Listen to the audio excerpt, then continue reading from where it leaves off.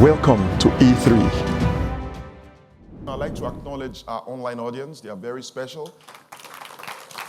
Thank you for being a part of our service all the time. You are a member of this service as all those that are seated here physically, and we like to acknowledge you. God bless you. If you have any question in the course of our message, you can just write it, and the technical team will send it on so that we can address it. Praise God. At least one of the things you enjoyed last week when I'm not in church is that you close early. So prepare your mind, you are not closing early today. But by the way, it's 9:21 and I'm just about to start speaking. Don't worry, I'm learning how to stop to preach for 15 minutes. I will learn it so that we just come to church in 15 minutes, the message is done and we just go. Praise God. Hallelujah. But you know that the social interaction is also part of the message, right? So I have to interact with you while the message is on. Praise God. So today I want to continue with the family matters, and I want to talk about infidelity and adultery in marriage. That's a very sensitive topic, and a lot of people don't like it. Praise God. But it's very important we talk about it. Dealing with adultery and infidelity in marriage. There are many other things we need to talk about, but I will discuss with the media team. Maybe one of these days we'll have a media chat so that since we don't have the time to keep talking about this in church, we have a fireplace chat so that you throw in your question and I answer them. Praise God. Hallelujah. Now, there is an order that God has set in the human community. There is a structuring and an order that God has set in the human community. The order is set within the context of family, the context of marriage. Praise God. When that order is broken, society breaks down. There is an order that God has set within the human community. And that order is within the context of marriage or the context of family. When that order is broken, chaos ensues. The husband and wife is the foundation for this order.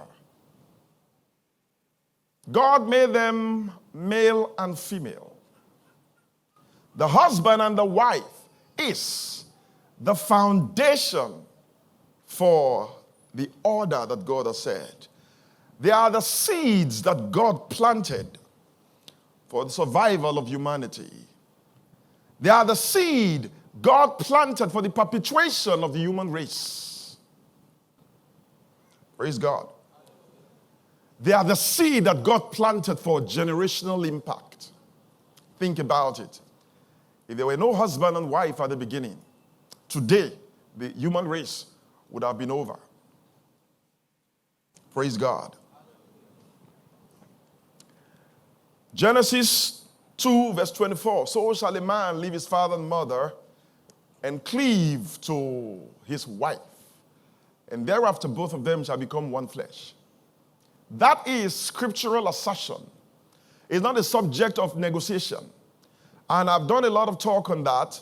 Yes, even though a lot of the men were not happy with me for that. They said they are donating me to Quiffy. But I'm sure by the last message, Quiffy want to also donate me to they don't want me. So where do I belong? I will join singles now. No, my wife will not let me do that.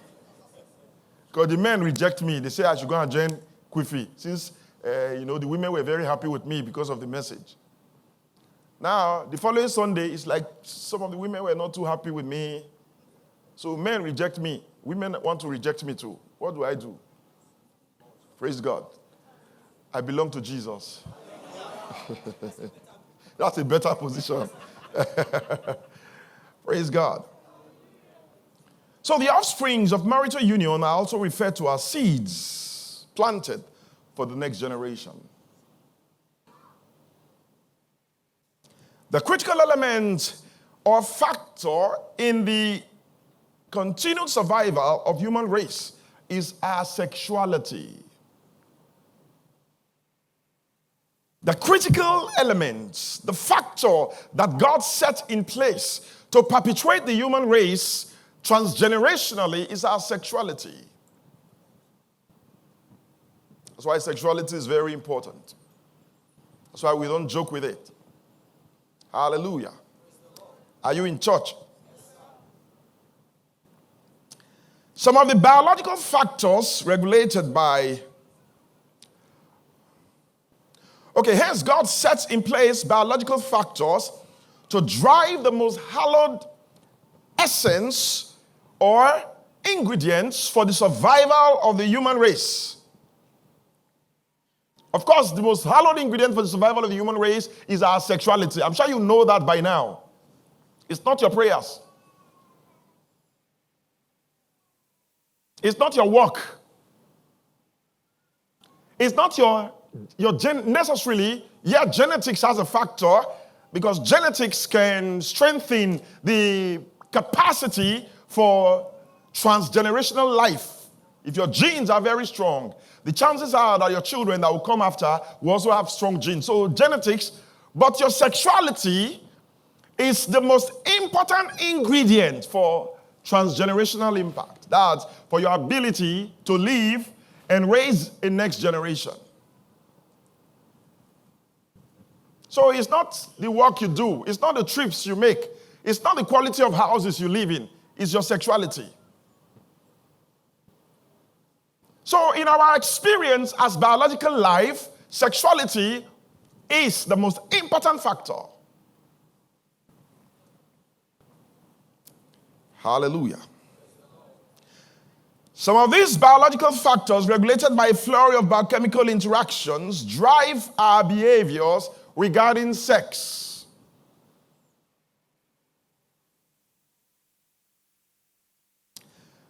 If the sexual boundaries were not placed by God, human males would have self-immolated in the fight for mating rights. You know, a lot of people don't understand that the boundaries around sex is what was placed there to preserve the sanctity of human race. So sometimes, especially young people, single people especially, but sometimes we think that God placed boundaries around sex because God does not want us to enjoy ourselves. Because we have associated the highest pleasure of the human race to our sexuality. But I tell you, we have observed, we have studied the animal kingdoms, human life, biological life, and we have come to the conclusion boundaries around sexuality is one of the most important factors for the preservation of the sanctity of life. Very important. So it's not because God does not want you to have those flings and the fun you think you can have from wanton sexual expressions. God put it there to preserve life, to preserve the sanctity of life. If it were not there, human beings would have self-destruct. Because we have observed that in life, in the animal kingdoms for which we belong, I'm sure you know that, I know church people don't like it when I say that, we are part of the animal kingdom. And they say that your closest relative are the chimpanzees. If just imagine turning to your neighbor and say, your closest relative is a chimpanzee. Say, what do you mean? Is that not trouble you are looking for? But they say we are closest relatives. But the point is that we are part of the animal kingdom. And we know that the biggest war in the animal kingdom, the biggest war is for mating rights, territorial space. The territorial space is to protect food and mate. So the biggest war in the animal kingdom is the fight for mating rights, the fight for territory, and the fight for food. Now, the fight for territory is to protect mating rights and food. The fight for food is to sustain transgenerational impact. Because if there is no food for me, my generation will be wiped out. For the male, the quest to preserve your family. So you are fighting for a territory so that the food in that territory for your family is preserved. Are you with me, please? Yes, so in a sum, you would say that the biggest trouble of a biological life is protection of the mating right. Praise God. Are we still in church? Yes, are you sure?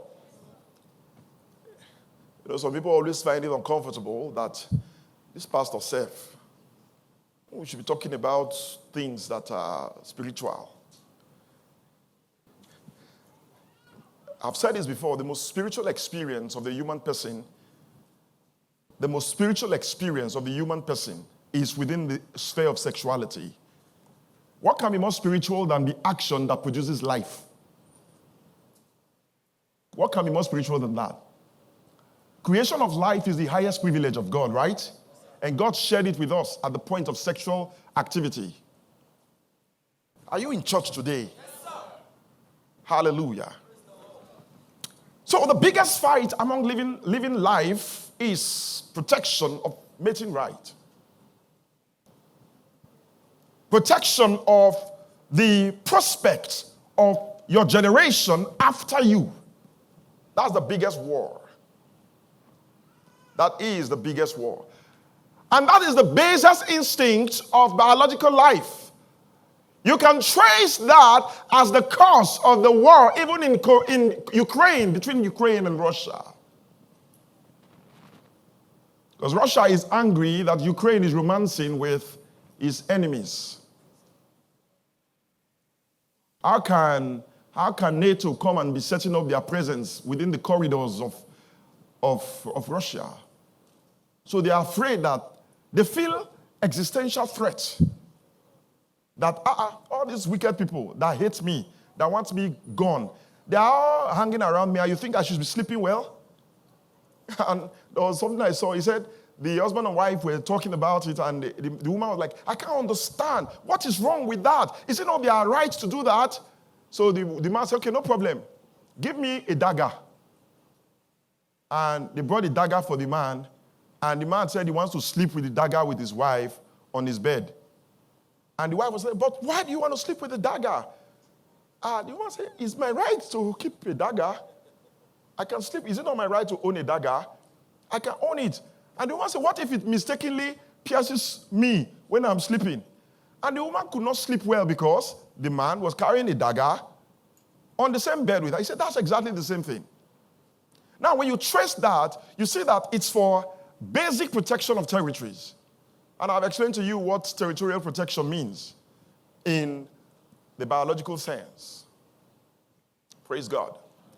Are you here? So, have you seen two lions fight for territory? You know how bloody it is. What is the biggest cause of fight among those kind of animals? Say mating right. That's why when a young set of lions take over a pride, they will kill all the children of the other lion because they want their gene to be passed on to the next generation. So the babies given birth to by the other lions are not their gene, so they will kill all of them. Have you seen, if you watch it, it's a very gruesome fight. You will just see the lion will just bite the head of the babies and smash them to the ground, kill all of them. And in doing that, the female will not submit. The fight for mating right, is very brutal amongst animals. When you see two, for those of you who are into farming, they will tell you that when you keep cows, you don't keep too many bulls at the same place because they will fight to death. Those baby cows you see, you think they can't fight. Meet them fight. What are they fighting for? Mating right. It's so among almost all class of animals. For some animals, they now agree that, okay, let's have a community harem. So every woman is everybody's wife. That's in the animal kingdom now. The point is that there must be a degree of agreement among the female biological folks to protect the sanctity of the species. So God placed boundaries around our sexuality, not because he doesn't want us to have fun, but because he wants to protect us from self-destruction. That's why you can imagine that some of the most deadly diseases in life are transmitted sexually. It's part of the boundaries. Praise God. So as part of the order that God placed to protect the critical factors is fidelity to our partners. Being faithful to your partner. That's why humanity in all our years, we have not been able to get used to infidelity. We have gone through polygamy, but even in the context of polygamy, there is still infidelity. That's why you see a man, he has 2 or 3 wives. When those 2 or 3 wives still see him with a girl that is not his wife, wahala don't start. So humanity has never gotten used to infidelity. Are you here, please? And on the issue of polygamy, I've established that very well. We are all equal before God. None is more important. So women are not people that you gather in a harem because we are equal. Praise God. So you can't gather them like things or properties because we are equal. So if you must rationalize polygamy, then you must rationalize polyandry. If there's any basis for the rationalization of polygamy, that means the right of a man to have more than one wife, that same basis must give rights to the women to have more than one husband. That sounds difficult, right? Why is that difficult? Are you in church, please? This is biblical perspective. We do not support polygamy because women are not things that you gather in one corner called a harem as wives. They are not properties. They are not things. They are human beings and they are equal with you. Created imago Dei, in the image of God, just like you are.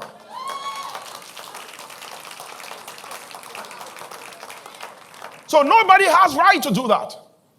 But for those of our traditional folks who wants to justify polygamy as a tradition, then you must give the same rights to the woman if you believe that you are all equal. You must give the same right to the woman to also have many husbands. Oh yes, if you don't see anything wrong with a man having more than one wife, then nothing should be wrong with a woman having more than one husband. If it is unthinkable for a woman to have more than one husband, it should be unthinkable for a man to have more than one wife.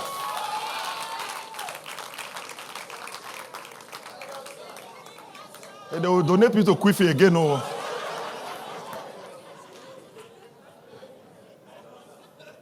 And you see, that is the distinguishing factor of our belief system as Christians. Because as Christians, one of the values that Jesus gave to the world is the value of we are all made in the image and likeness of God, male and female. We are equal before God. Hallelujah.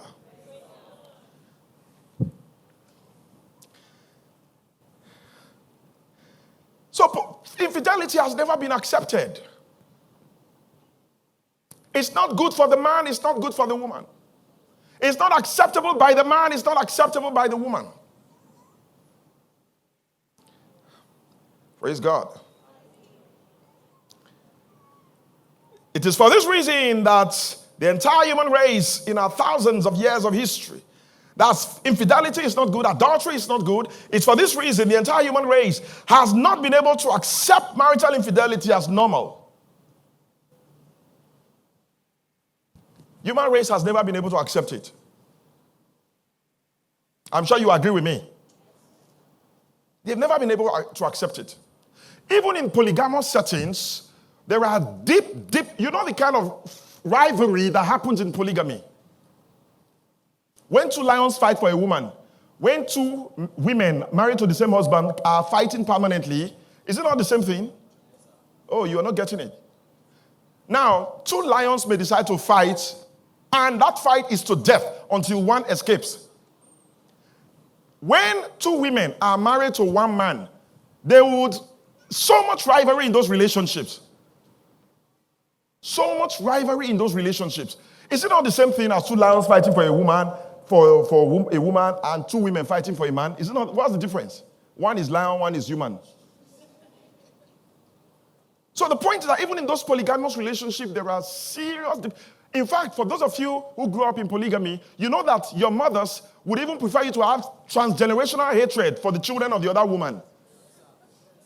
Transgenerational hatred. Praise God. Have you ever had a polygamous relationship that maybe if you are from such, maybe your mom will be telling you how wonderful, oh, how nice the other woman is? Error. Oh, no. It doesn't happen. There may be one or two exceptions, but exception is not the rule. Hallelujah. In ancient times, infidelity was punishable by death, not negotiable. Deuteronomy 22, verse 22 to 24. Deuteronomy 22. If a man be found lying with a woman married to another husband, then they shall both of them die. Is that in your Bible? Oh, come on. Is that in your Bible? Oh, why are you quiet? Come on, respond. Is that in your Bible? Or you're carrying a different Bible from mine? The man that lay with the woman, and the woman, so shalt thou put away evil from Israel. Leviticus 20, verse 10. And the man that committed adultery with another man's wife, even he that committed adultery with his neighbor's wife, an adulterer and the adulteress shall surely be put to death. Proverbs 6:32. Proverbs 6:32. But whosoever committed adultery with a woman lacketh understanding. He that doeth it destroyed his own soul. Now, mark this scripture. You know, people say that adultery is, in the Old Testament, is more from the woman's side, right? That's why Magdalene was caught in adultery. Yet, they didn't bring the man. They say he was caught in the act. They left only the man alone and brought the woman to be stoned to death. Now, Proverbs says, the man is addressing the man here. The man that commits adultery with a woman, because it's man that commits adultery with a woman, right? Oh, are you here? Yes, he is what? He is destroying his own soul. Humanity has never accepted adultery or infidelity or cheating. Hebrews 13, verse 4. Hebrews 13, verse 4. Marriage is honorable in all, and the bed undefiled. But warmongers and adulterers, God will judge. So God will judge adulterers. Adultery is unacceptable in the human context. In the human condition, it's unacceptable. Across all culture, across all creed, it's unacceptable. John 8, 3 to 11. And the scribes and Pharisees brought unto him a woman taken in adultery. And when they had set her in the midst, you see them? That's why the Bible was very specific, scribes and Pharisees. Because they are hypocrites. You caught the woman, you say she was caught in the act. Where is the man? You left the man alone. Whereas what Leviticus recommended is that the man and the woman must be stoned to death. But you left the man alone and brought only the woman. And that's the idea many of our traditional folks have. It's a man's world. So a man is free to sow his wild oats, as they call it. Distribute it free of charge. But the woman is not allowed. I'm not granting permission to anybody. I'm saying that it is equally unacceptable. Equally unacceptable. Equally unacceptable. Exodus 20:14, do not commit adultery. For those that speak of polygamy, even witness the rivalry among women in those relationships. Let us be clear and brutally honest with ourselves. Adultery and marital infidelity is not acceptable to any human gender. Let me be clear with you. Adultery, infidelity, cheating, it's not acceptable to any human gender. It's not acceptable. Are we all on the same page? In the generation of social networking, infidelity has transcended beyond the ultimate climax of a physical intercourse. Hence, today, I want to speak more about emotional infidelity. Emotional infidelity happens when you establish close, emotionally intimate connection with someone other than your spouse.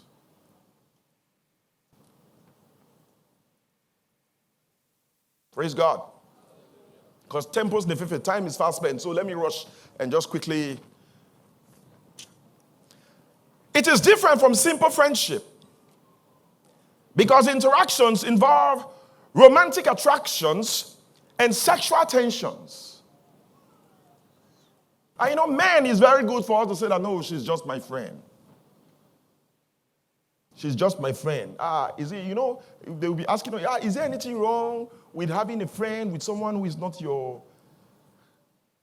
There are many things that can go wrong with it. Praise God. You keep the relationship close to your chest, usually emotional infidelity.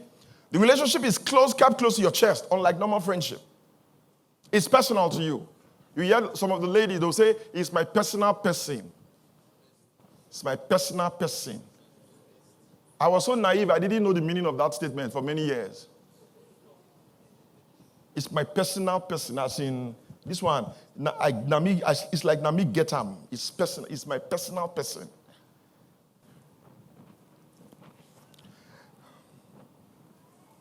Emotional cheating or emotional infidelity can threaten the foundation of your relationship by weakening your commitment to your spouse.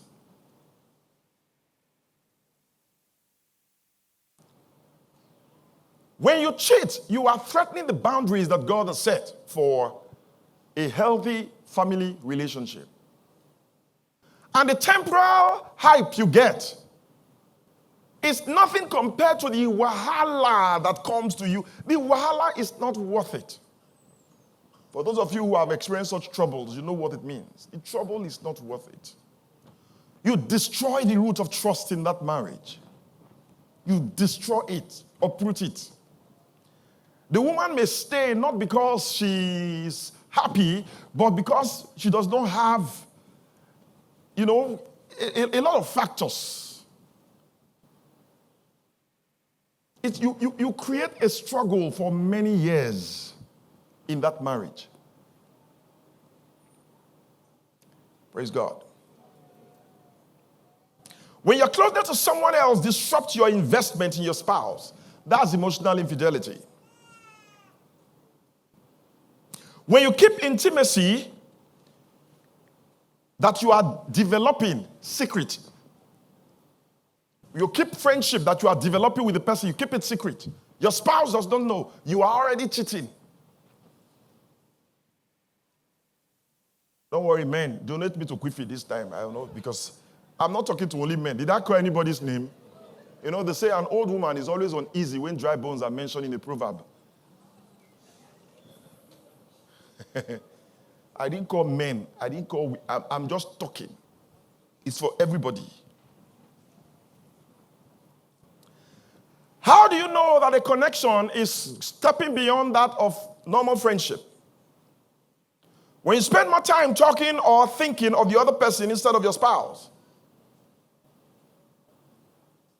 You find engagement with the other person more comfortable or comforting than engagement with your spouse.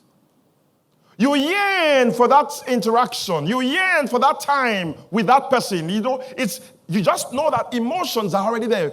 Attraction is already being created.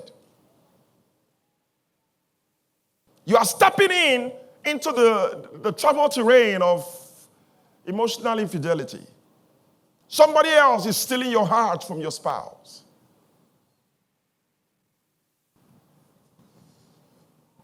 Praise God. When you avoid mentioning the people that you are emotionally connected to your spouse.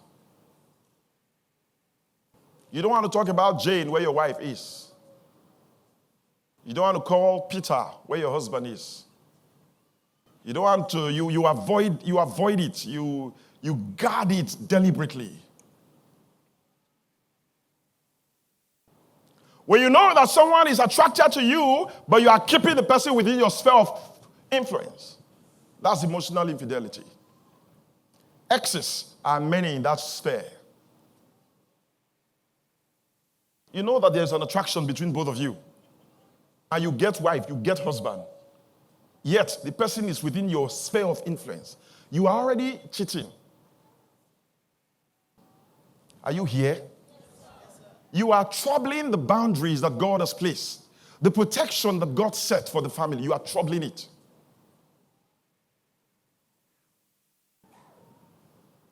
Praise God. You know the person is attracted to you. When you notice physical signs of chemistry around the person, whenever you guys are together, or maybe in church or in the office, there are clear physical signs of chemistry. You shake your hand, it is sweet to shake the hand. It is sweet. You don't want to leave the hand, you know. And you become free with your hand. You touching, you know. And, you know, in an office context, that's what I find very, very unacceptable. And I used to caution my guys in the office. I said, you don't do that. It's actually sexual harassment. When you are so free with your hand, you are talking to your colleague, a lady, you are touching her in her shoulder, you are holding her above the elbows, you are, you know, those actually classical definition of sexual harassment. Praise God. You know, the sexual programming that God set, there's a lot of tactile engagement in it, touch. Praise God. See, who is it that will take fire in his bosom and not get burnt? Don't start what you can't finish. Praise God. You know that there's chemistry, and you will now be looking for more opportunity to engage, more privacy between both of you. You are putting yourself in a very difficult situation. And of course, in the midst of this, you are now becoming less physically attracted to your spouse. You start thinking that your wife not fine rich, and wishing that I wish my wife is as good looking as you. And for ladies, you know the lies I always tell you now. If I had seen you before I married, I wish my wife would just be like you. They tell you all manner of lies. Any man that is telling you that, just know the man is cheating.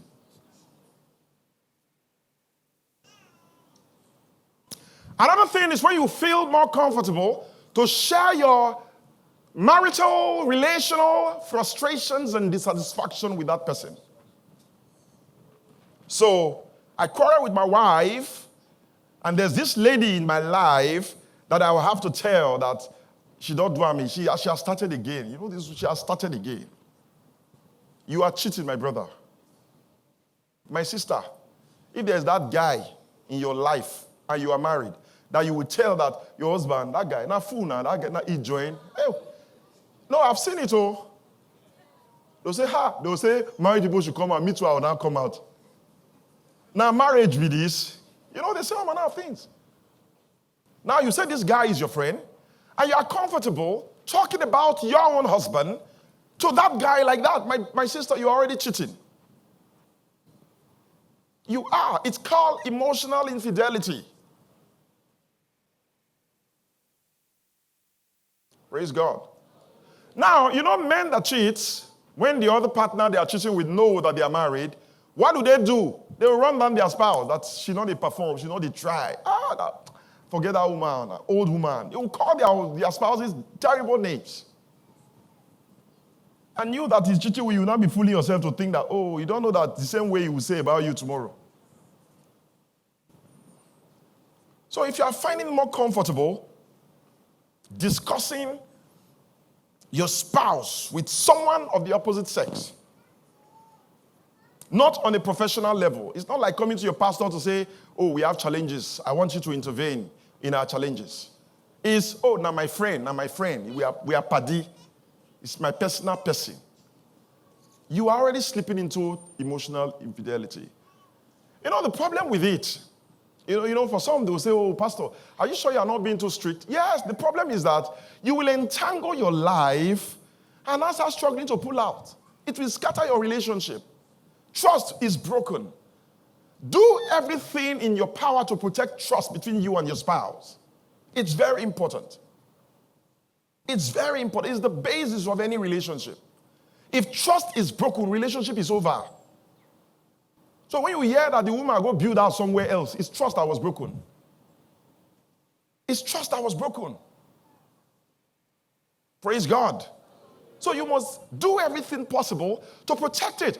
And there's nothing destroys trust for a woman like cheating. Praise God. So when you are freer, you are happier to discuss issues of the opposite gender of your spouse with that person. When your husband quarrels with you, he's the first person you call. Not be your brother. Not be your brother. Even when you deal with your pastor like that, you must have boundaries. Because not be your pastor, be pastor. Some pastor now work with an OCO. Not be your pastor, be pastor. Yeah, now.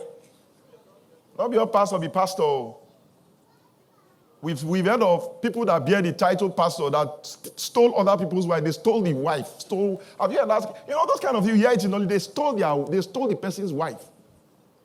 There's one I heard of. He stole his PA's wife. As in the PA was planning to get married, he impregnated the woman and sent her abroad, and the PA was left hanging. And he doesn't have the money to fight him. You know the kind of things that happen. Let me tell you this, guys and ladies. Sexuality does not respect the anointing. It does not respect the anointing. Sexuality does not respect the anointing. It is human. It's not about anointing. Oh, I'm anointed.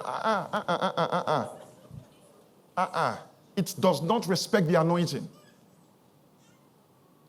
Let me tell you this about friendship.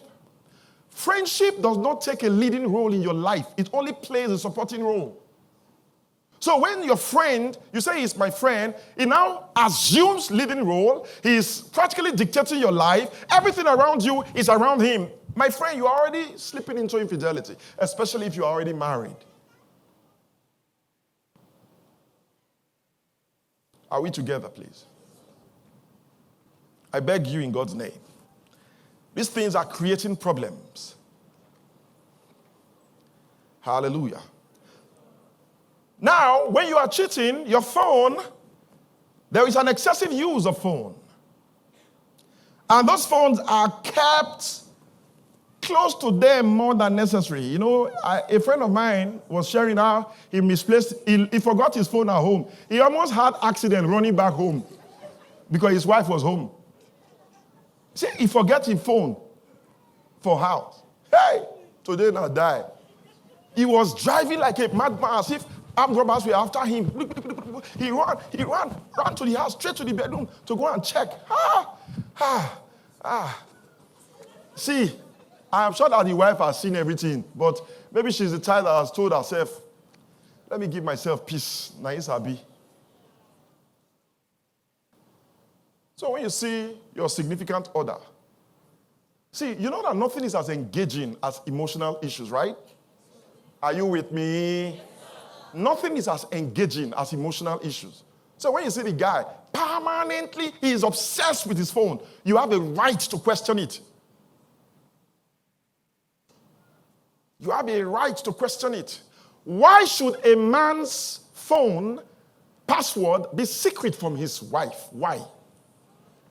Now that question I asked since yesterday.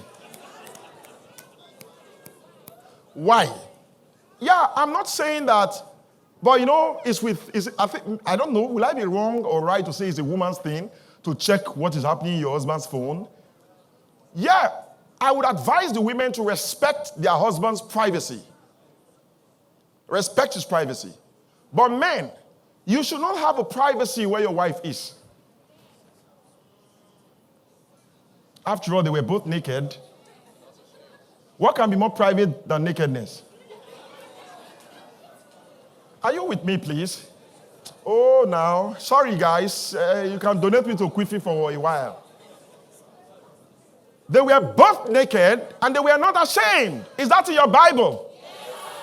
They were both naked and they were not ashamed. What can be more private than that? That you say, oh, it's my privacy. The wife that knows that your socks has holes. That your boxer, they are all torn under.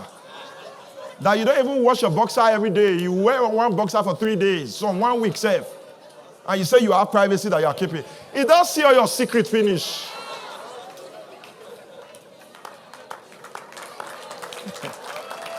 No, it's funny now. No, this life is not balanced. Oh. A man that I've seen finish. I know the last time he shaved. He's telling me about privacy. Now lie. Something day. Something day. Sisters, when you suspect because of that kind of behavior, something day, you are 99% right.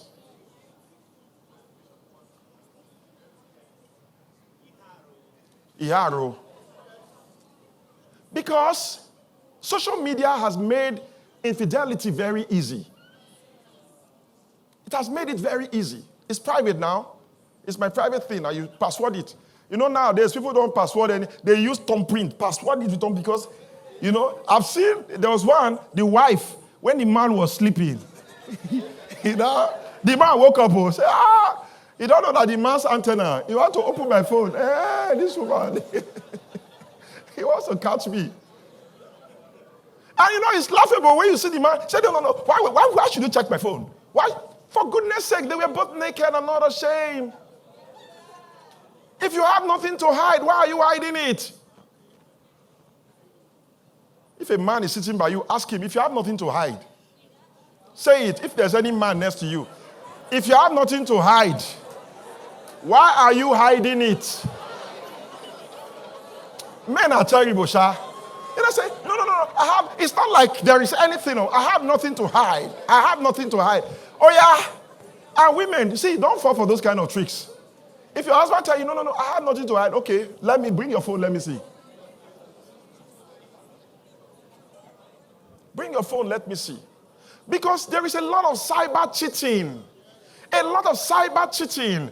People are exchanging naked pictures. People are exchanging all manner of despicable things in the name of cyber, social interaction. Cheating is cheating. It's not only when you have had an intercourse.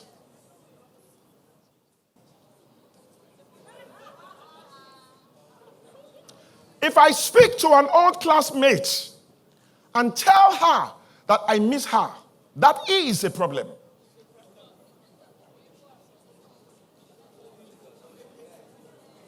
Yaro.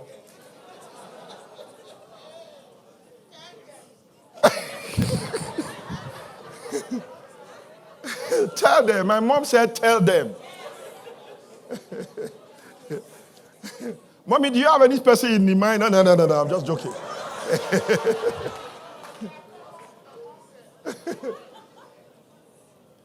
An old classmate, a female, I'm married, I'm exchanging pleasantries with her, and I'm telling her that I miss her. I miss her.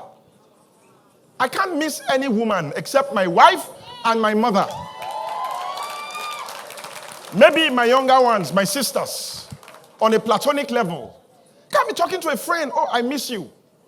My male friend, I can stay a whole year without calling them, talking to them. Any day, 2-3 years later, when we meet, it's as if we have been together all our lives. So what is all the, I miss, I don't have those kind of emotions. Think about it. Think about it. A married woman is engaging with a former friend, a former classmate, whatever, and is telling him that I miss you. That word carry weight to, it carry weight to, it carry weight to.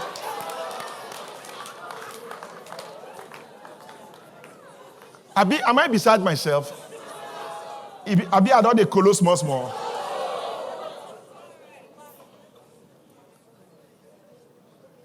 It's just, see, you are setting up yourself. You are giving yourself problems.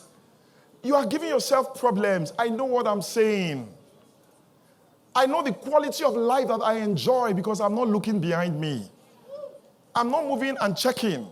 I'm not worried whether my wife has all my passwords. I don't have absolutely nothing, absolutely nothing to hide from her. She knows the sizes of all my boxers.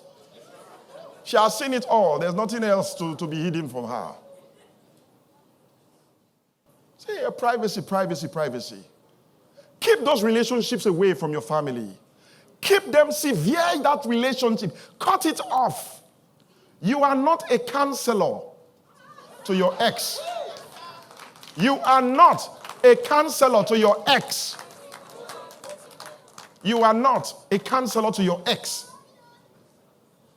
You are not. You are not. As generous as you are El Shaddai. If you want to be El Shaddai, you will die. Oh. As generous as you are, one of the people you should not even do such favors for is your exes. That's wickedness, right? After all, Abraham sent Hagar away. He was so wicked that angels now pet Hagar. Let angels settle them, not you. That your ex is having challenges, you are the first person she calls, or you are the first person he calls, you know, you are the person he wants to share his emotion. No, please, I beg, don't come put some for my Gary. I don't want you around me. See, you have to be clear about these issues. You are destroying and complicating your marital life and your family life, your family health. You are destroying it. You will never be settled. When as a man, you have to be careful. May my wife not go see my phone. May my husband not go see my phone. What's all that? What kind of life is that? The message is getting too long. Off the mic. It's okay. Will you feel comfortable with your spouse looking over your conversation you had with a friend? Or the chat you've been extending? Will you feel comfortable? If your answer is yes, chances are that you have a healthy relationship. But if your answer is no, that means that you need to sit yourself down and tell yourself the truth. Something is happening. Your wife, your husband should have your password. Even your ATM password. Oh, yes. Oh, yes. Oh, yes. Men, your biggest prayer is God, Baba God, in this life. Bless me so much that it will be more than what my wife can ever spend. That's the prayer. Have rules. Have rules. Have rules. It's better you have rules and say, these are how we must, in our finances, this is how we handle it. And follow the rules. But the point is, leave open between you and your spouse. In our office, in one bank like that, we observed that there was a man, we saw quite a huge sum of money in his account, over 100 million. Nothing, no BVN, nothing. And we started trying to investigate, how can a man leave that kind of money, no BVN, nothing. Only for us to discover that the man died many years ago. So the family had no clue that those kind of money exist. And guess what? The money is saved now from dividend. So if dividend give out that kind of money, you can imagine how much the shares are valued. They keep them away from your wife or your husband. You may not know.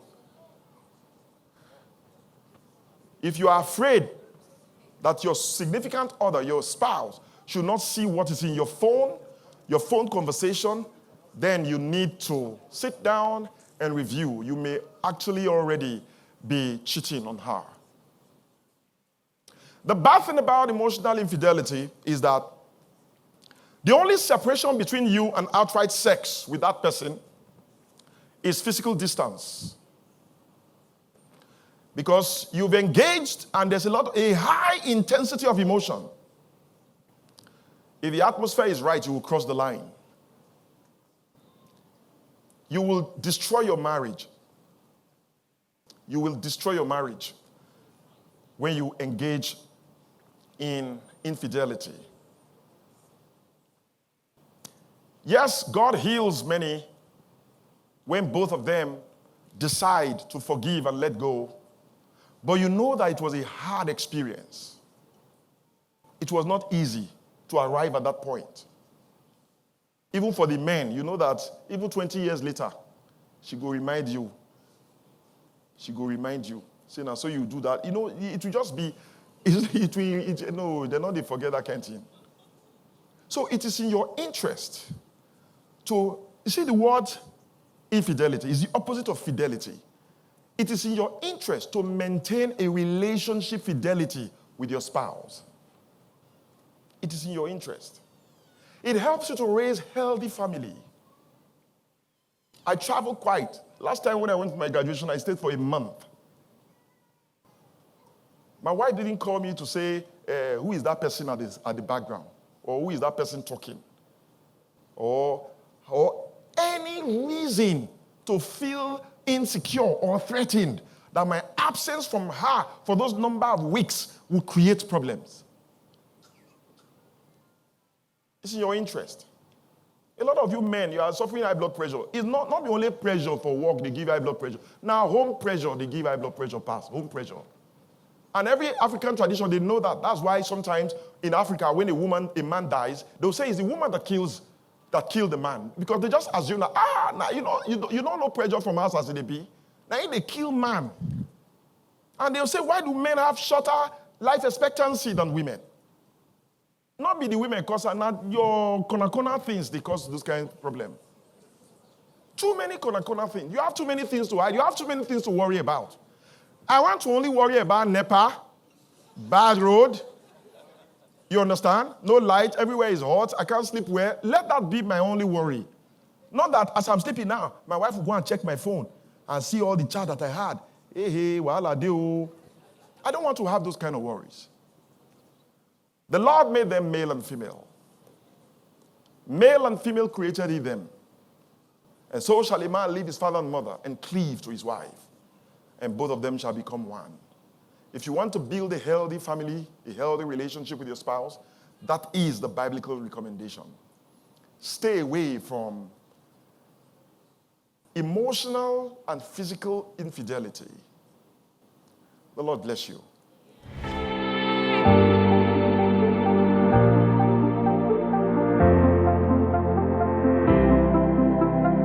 Grace isn't just the prayer you chant before taking a meal. It's the way we live. The law came to show me how crooked I am, but grace came to straighten me out. Hello, I'm Osas Obarisiagbon, the senior pastor of House of Grace Benin, and I'm of Church of God Mission. Here, we liberate people from the bondage of religion through the gospel of grace that we teach, encouraging them to be all that God has called them to be. House of Grace is a dynamic worship center where lives are transformed in an atmosphere of love, friendship, and humility.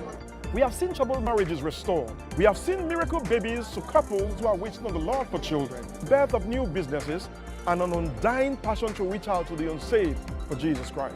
Come fellowship with us today and let Jesus make the difference in your life.